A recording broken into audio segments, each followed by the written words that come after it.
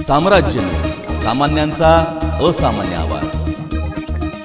आचारसंहिता लागू झाल्यानंतर आमदार प्रणिती शिंदेंनी मतदारांना मेकअप बॉक्स वाटले आहेत। त्यात लाली, लिपस्टिक, पावडर, काजळ, मेहंदीचा कोन, आरसा आदी मेकअपचे सामान असलेला बॉक्स आमदार प्रणिती शिंदे यांनी आपल्या मतदारसंघात वाटले आहे। त्यामुळे त्यांनी आदर्श आचारसंहितेचा भंग केला असल्याची तक्रार नरसई आडम यांच्याकडून करण्यात आली आहे। आडम मास्तर यांनी जिल्हाधिकारी डॉक्टर राजेंद्र भोसले यांच्याकडे तक्रार केली आहे। सगळीकडे दाखवतो लाली 12:30ला इलेक्शन जाहीर झालं, आचारसंहिता लागली। 12:30 ते 1:30 वाजेपर्यंत असे हजारो बॉक्सेस वाटायचे।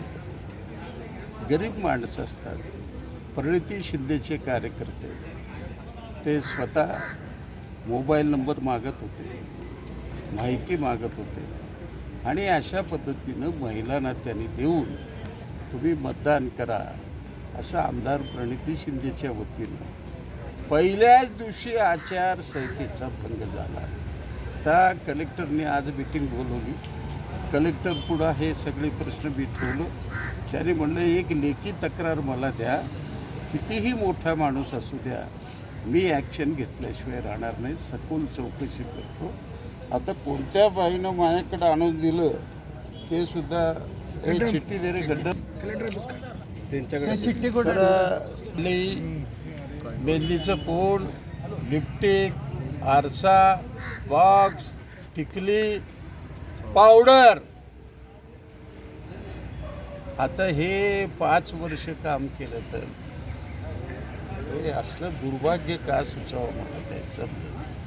आमदार प्रणिती शिंदे यांच्यावर योग्य ती चौकशी करून कारवाई केली जाईल अशी प्रतिक्रिया निवडणूक निर्णय अधिकारी तथा जिल्हाधिकारी राजेंद्र भोसले यांनी दिली।